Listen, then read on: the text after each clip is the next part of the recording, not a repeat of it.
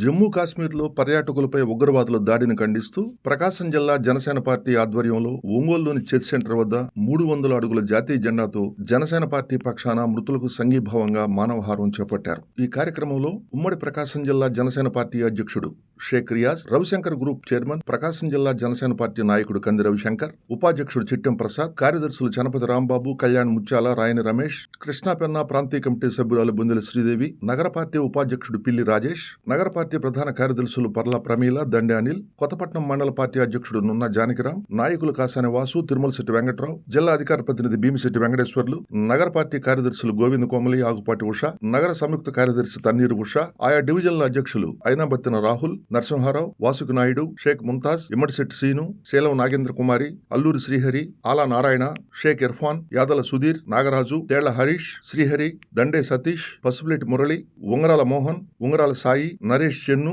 ఇంకా Bondili Sridevi, Tirumalasetty Nani, Laxman, KVR, Mohammed Younis, Shah, scene, Dande Suri, Sai, నిశంకరావు, Salim, రాయల మురళి, నరసింహ, కిషోర్, కాకుమాన శివరావు, శ్రీనివాసరావు, అనంతలక్ష్మి, నక్క ప్రమీల, అనూష, నాగేంద్రం తదితరులు పాల్గొన్నారు. పెహల్గాం ప్రాంతంలో జరిగినటువంటి ఉగ్రవాద దాడిలో 28 మంది భారతీయులు చనిపోవడం చాలా బాధాకరమైనటువంటి విషయం.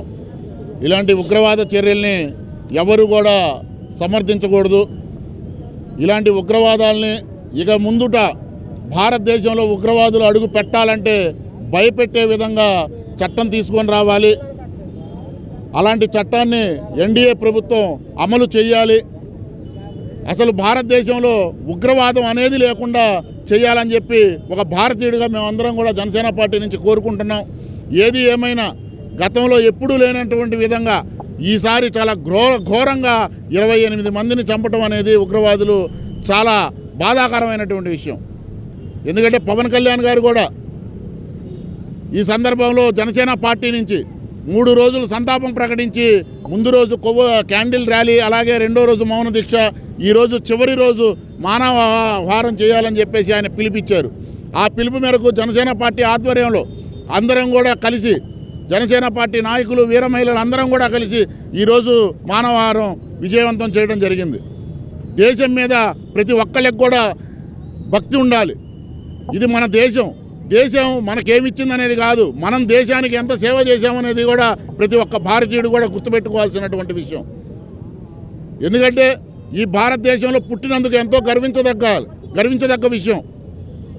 ప్రతి ఒక్కళ్ళం కూడా రాబోయే రోజుల్లో ఏ ఒక్క ఉగ్రవాది సంస్థకైనా ఎక్కడైనా ఉన్నట్టు తెలిసినా సరే వాళ్ళని, ఈ దేశాన్ని పట్టి ఉగ్రవాదం అనే సంస్థ భారతదేశంలో అడుగు పెట్టాలంటే భయపడే విధంగా కూడా చర్యలు ఉంటాయని చెప్పేసి జనసేన పార్టీ నుంచి ఉగ్రవాద సంస్థలన్నిటికీ కూడా హెచ్చరిస్తున్నాము. 2 రోజుల నుంచి జరుగుతున్న విషయాలు మీ అందరికీ తెలిసిన విషయమే.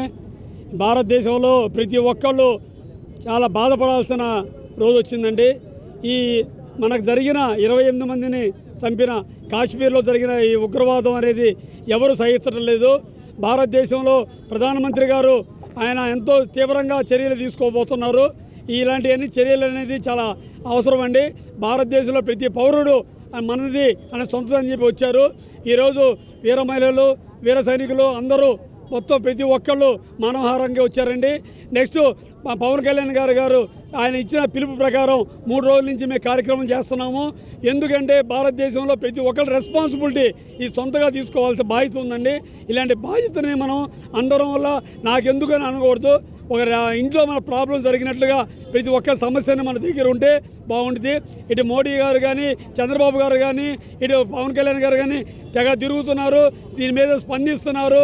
వాళ్ళ కార్యకర్తలు చెబుతున్నారు, ప్రతి ఒక్కరు చేయమని చెబుతున్నారు. ఎన్డీఏ కూటమి అనేది చాలా బలంగా ఉందండి. దీని మీద మనకు అమిత్ షా గారు అండ్ మోడీ గారు మనకు ప్రతీకార చర్య మనకు ఎటువంటి పరిస్థితుల్లో చేస్తామని మన భారతదేశ ప్రజలందరికీ అభయం ఇస్తున్నారు. కానీ ఈ ఉగ్రవాద చర్య అనేది మన అందరూ ప్రతి ఒక్కరు ఎక్కడున్నా సరే మనకు తెలియజేయాల్సిన బాధ్యత మనకుంది భారత పౌరులుగా. అందుకని ప్రతి ఒక్కళ్ళు అందరూ ఆలోచించండి. ప్రతి ఒక్కళ్ళు మన ధర్మంగా మనం కష్టపడాలి. మన ధర్మంగా గవర్నమెంట్కి మనం సపోర్ట్ చేయాల్సిన బాధ్యత, సమయం, సందర్భం వచ్చింది కాబట్టి ప్రతి ఒక్కళ్ళు అందరూ ఆలోచించుకొని చేయండి. ధన్యవాదాలు. ఈరోజు వచ్చిన ప్రతి ఒక్కరందరికీ, జన సైనికులు, వీర మహిళలకి, సానుభూతి పరులందరికీ నమస్కారాలండి. Thank you very much.